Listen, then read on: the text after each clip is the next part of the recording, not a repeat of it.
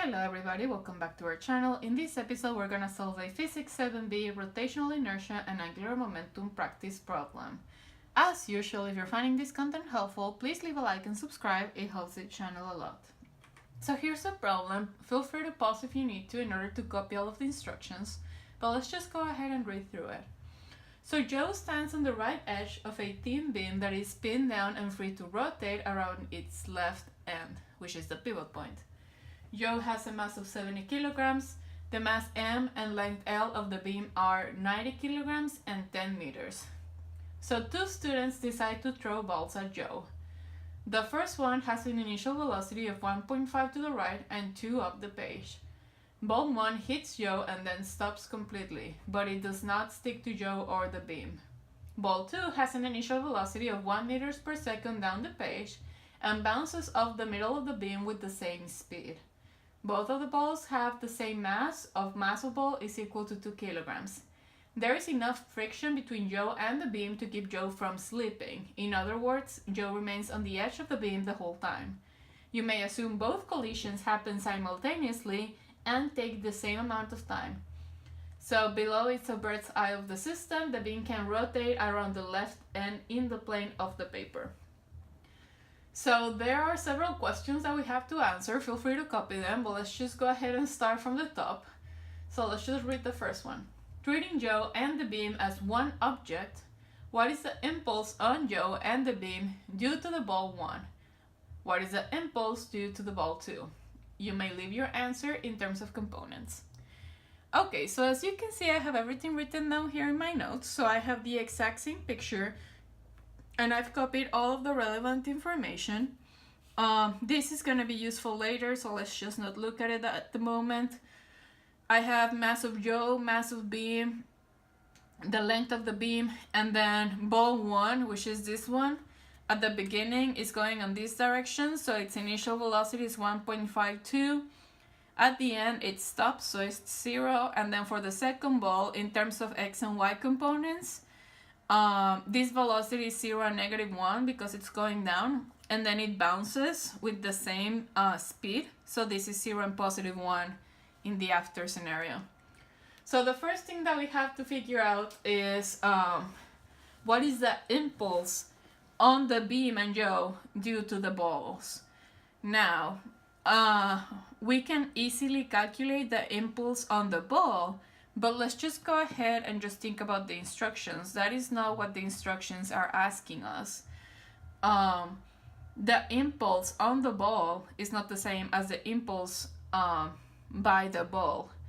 The ball feels an impulse because it changed directions. So let's just go ahead and calculate that for starters. So we need some momentums over here, so I'm just gonna go ahead and multiply times the masses in order to get some momentums. So initial of 1 is just these two numbers times the mass, so this is 3 and 4 Newton seconds. P final of 1, because these two are 0, this is just zeros. Initial of 2 is just this velocity times the mass, so this is 0 and -2. And this is final of 2, so this is just this velocity times this mass, so this is 0 and +2 newtons per second. Now from this information we can get some delta P's. Delta P of the first ball is equal to final first ball minus initial first ball.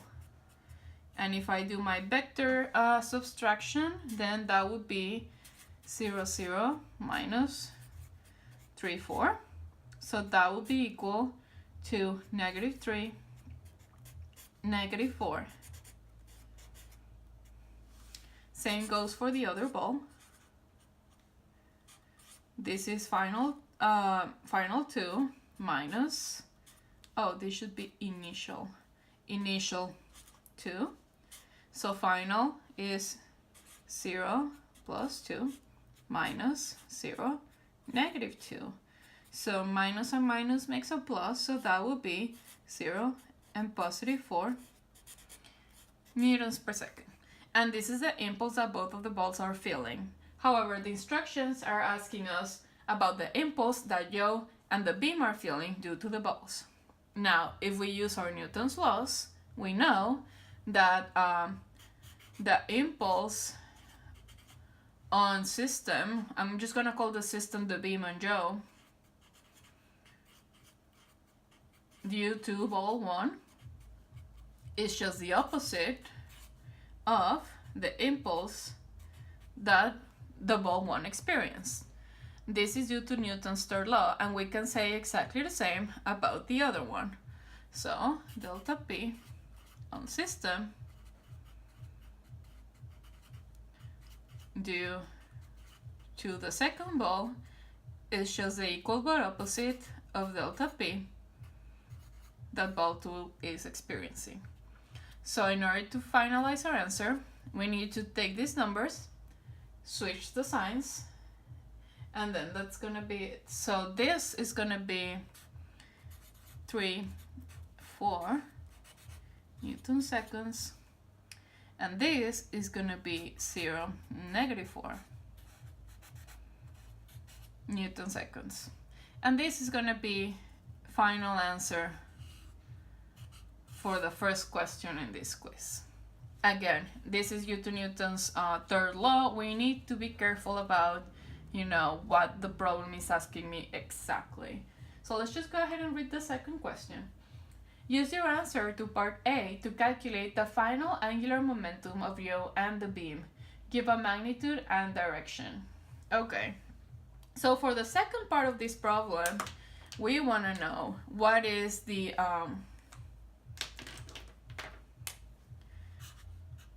L final total of this system. Total being, L final Joe plus L final beam. Now this is where things start to get a little bit tricky. So the first thing that I would want to do if I were solving, this problem on a quiz would be draw an extended force diagram. So I'm just gonna go ahead and do that. So this is a top view.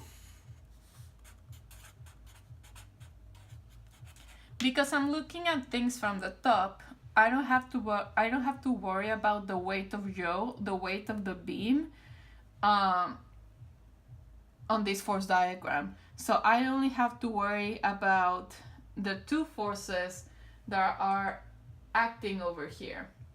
Now, the first ball, when it hits, it puts an impulse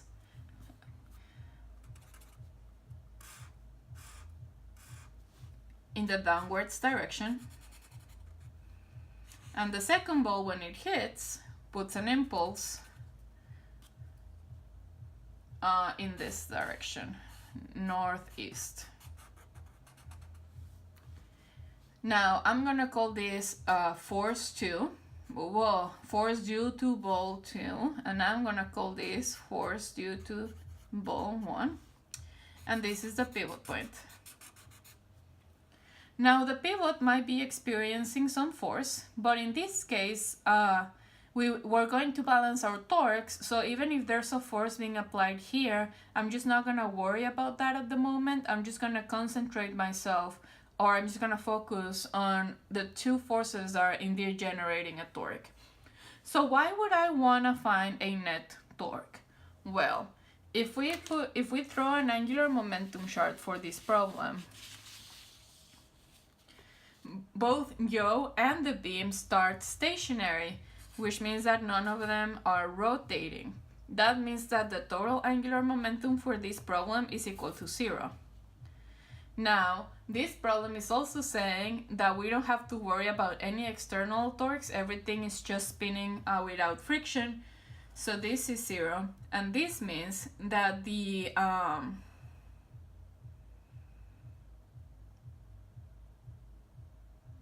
no, this is not 0. I'm sorry, the problem didn't say that, did it? Let me read it. No, exactly, it just can't be the case. no, this is not 0 because you're actually getting a torque, so this is not 0.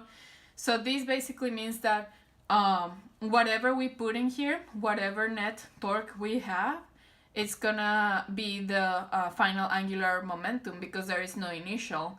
So basically what this means is that delta L is just L final, there is no initial. Now delta L at the same time is also equal to net torque times delta T. So if we can figure out the net torque by analyzing this extended force diagram, that net torque is going to be very useful to us because we're going to be able to put some numbers in here. So let's just go ahead and try to figure this out. Now, we have two forces acting here, and we actually can't figure out the forces in terms of numbers, so we can't actually use numbers because Joe didn't give us any numbers. He says we don't need them, so I guess that we're just gonna have to figure out if that is the case.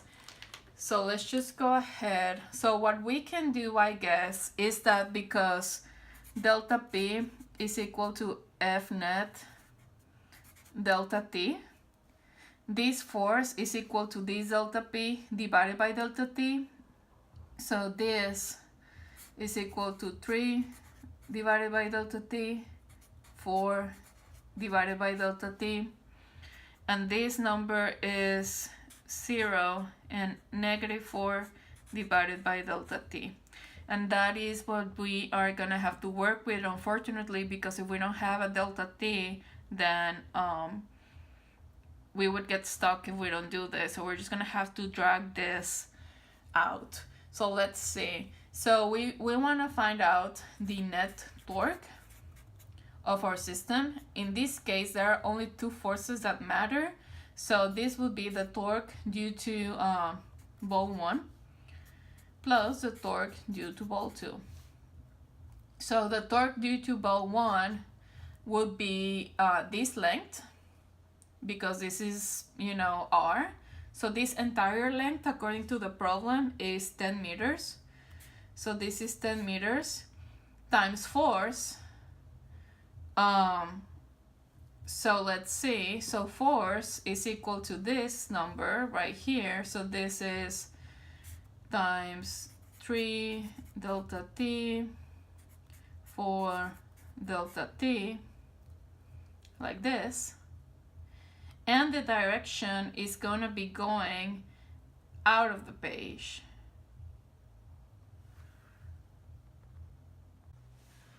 Okay, so what happened here is I basically ran out of space, so I went back and I decided to not use this space and instead just start working in here in this new page instead. So let's just go ahead and see what I copied.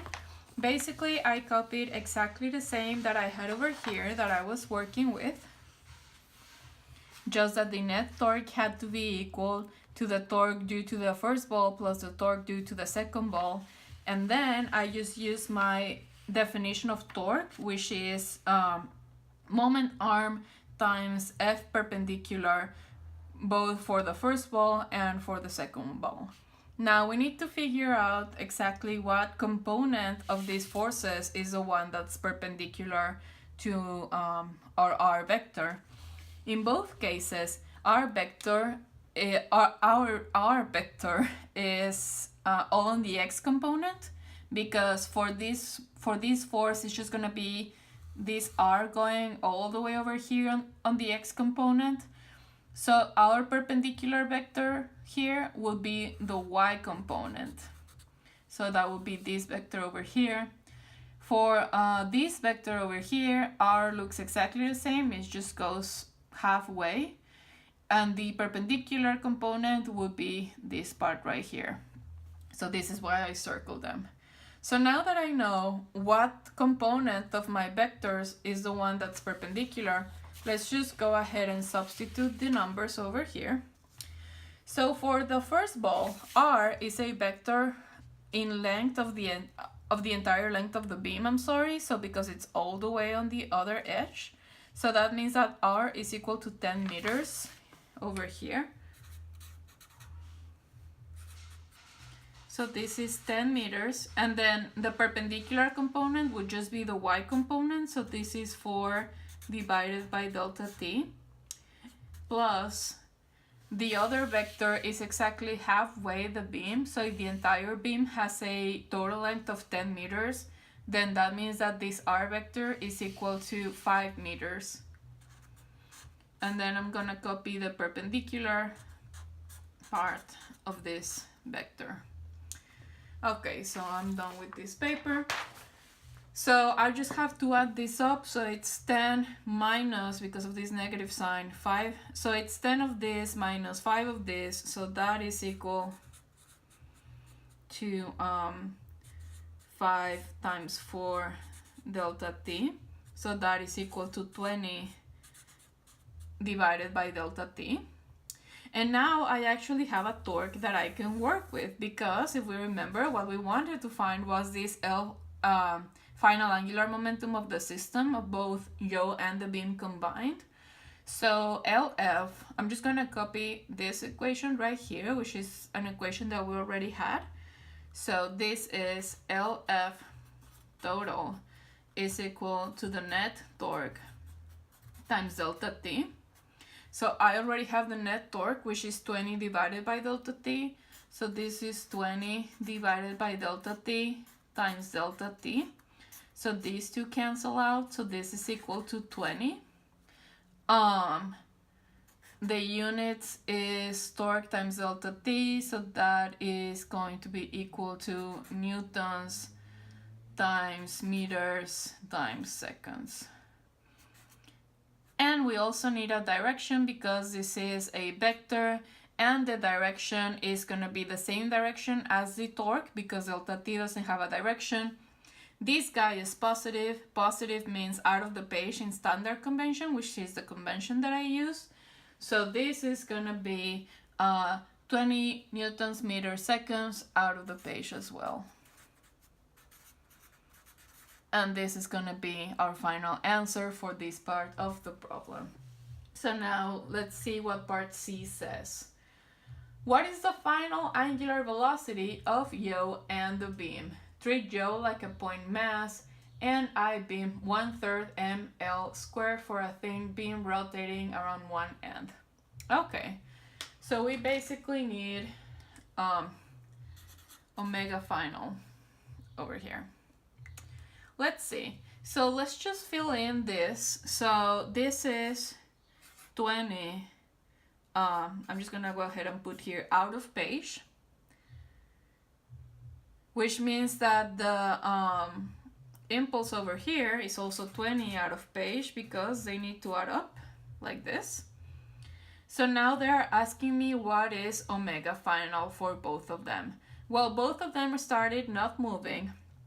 Both of them are moving at the end, and more importantly, they are actually moving together. When they're actually rotating, pardon me, together. When two things are moving together, their velocities are exactly the same. When two things are rotating together, that means that their angular velocity is exactly the same. So omega final yaw is equal to omega final beam. And this is why yaw is asking us to find just omega final. And this is what we have to find. Now, let's just go ahead and use this angular momentum chart to help us out here. What I'm gonna do at this point is just copy the equation for this column over here. So that's all I'm gonna do. I'm gonna copy this column. So this column says that this block, which is LF for yaw, plus this block right here, which is LF of the beam, this has to be 20, newtons, meters, seconds out of page, but I'm just gonna leave it like that because I don't want to get things to get messy.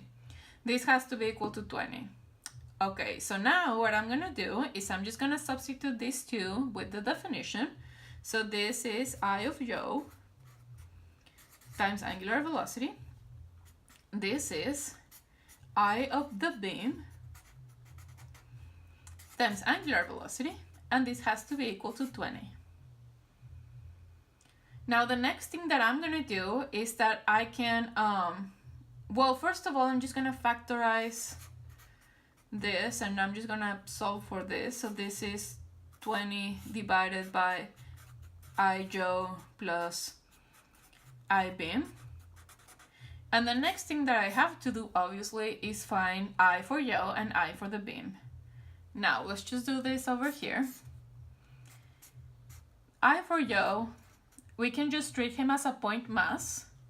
And the equation for point masses is just m times r squared.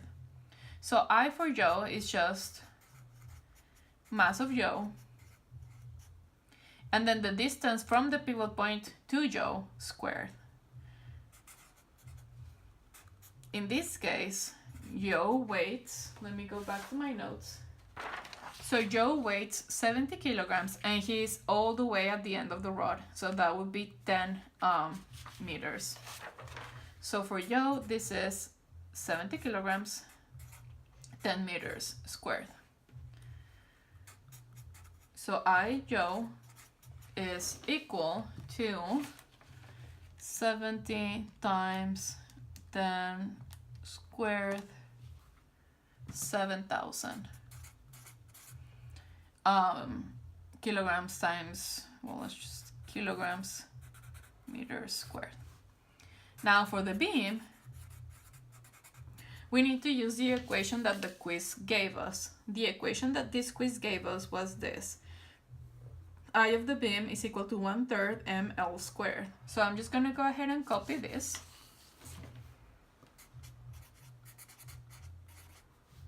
So I of the beam is equal to 1/3 mass of the beam. The mass of the beam is 90 kilograms. And the length of the beam is equal to 10 as well. So I of beam is equal to, so this is 1/3, this is 90, and then this is 10 squared, 3,000 kilograms meters squared. So omega final is just equal to 20 divided by 7,000 plus 3,000, that is going to be 10,000. So this is 0.002 radians per second in magnitude. And we also need a direction because angular velocity is a vector, and a complete answer for a vector is a magnitude and a direction. So we need to use our right-hand rule. And if you go back to the original problem and you use your right-hand rule, you'll see that the direction of the angular velocity is going out of the page. So let's just go ahead and copy that.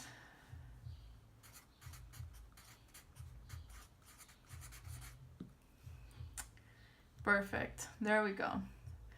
Now the other way in which you can think about this is that if this 20 is out of page, then this has to be out of page because I doesn't have a direction. So if this is out of page on the right side of the equation, then this guy has to be out of page on the left side of the equation. So I guess that is how you could use the equations to figure out that this has to be out of page if you don't want to use your right-hand rule. So we're almost done. So at this point, we only have to do part D. So suppose Joe walks to the pivot point. What is the angular momentum and angular velocity of the beam now? So we just have to go ahead and do that, I guess. So our total angular momentum of the system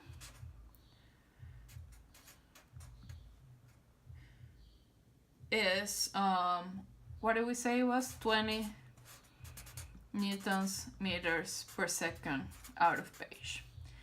Now Joe decides that instead of being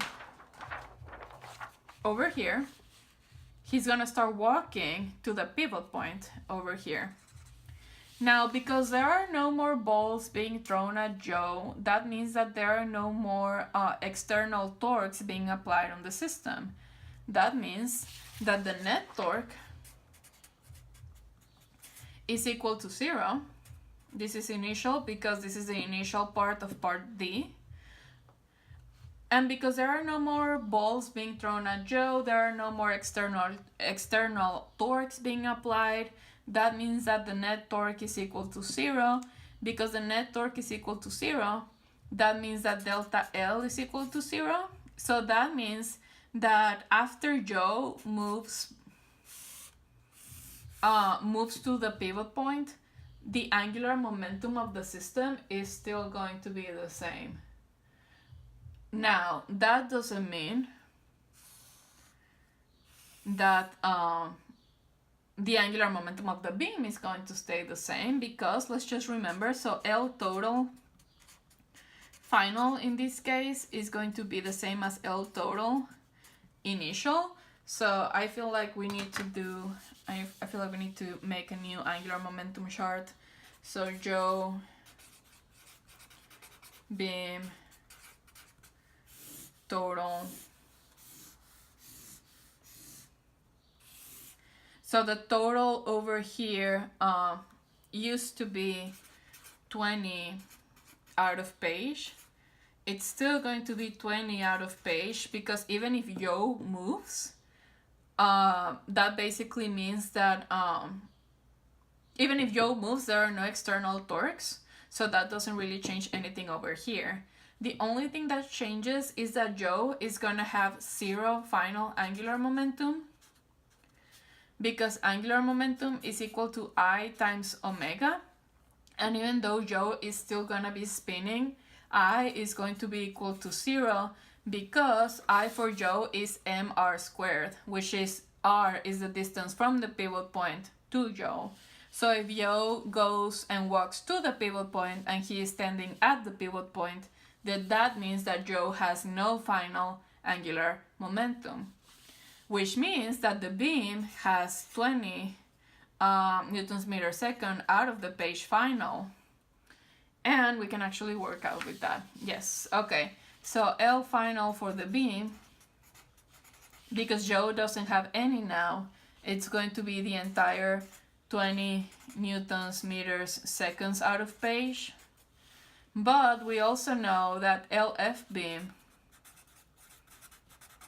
is equal to I beam times omega final, and in this case I beam, we already calculated it, it's not going to change. So this is 3000 times omega final. So if we copy this part of the equation and this part of the equation, we have that 3000 times omega final is equal to 20 newtons meters seconds out of page.